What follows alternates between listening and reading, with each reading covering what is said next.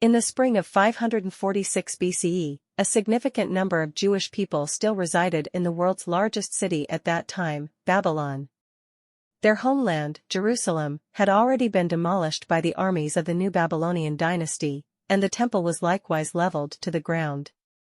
As for themselves, they were forcibly collectively relocated to the world center of the Tigris and Euphrates rivers, becoming slaves under their new masters. This situation might not be unfamiliar to the Jewish people.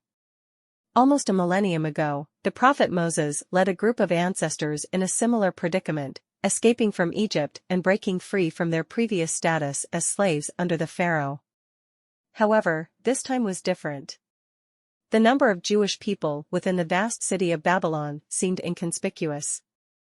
Their community was diluted by local Babylonians, newly subjugated Chaldeans, and Phoenician traders' settlements. Thus, apart from a few priests who still spoke the language, they lacked a unified and robust core. Therefore, to escape this historically famous Babylonian captivity, external assistance was needed. It was also in this year that the Persian Empire's army had already conquered the powerful kingdom of Lydia in the western part of the Anatolian peninsula. Thus, Cyrus the Great, the founder of the Persian Empire, expanded his territory from east of the Zagros Mountains to the eastern shores of the Aegean Sea within a short period. The world center civilization, formerly divided among the Medes, Babylonians, and Lydians, now saw two-thirds of it fall into his hands. Not content with this, Cyrus initiated an even larger-scale expansion. The North Iranian nobility, who had supported him in defeating the last ruler of the Median Empire, also sought more territories and spoils to reward their contributions. In this scenario, Cyrus set his sights on Babylon in the south as his ultimate goal. However, before conditions were ripe for this, he needed to address numerous smaller neighboring powers. Thus, as the monarch of Babylon prepared for the impending war, the Persian Empire's forces were diverging, sweeping across the heartland of Asia.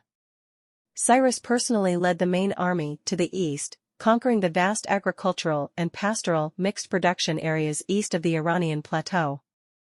Harpagos, the Median noble who had aided him in ascending to power, commanded a secondary force composed mainly of Medes and continued operations along the coastal regions of Anatolia.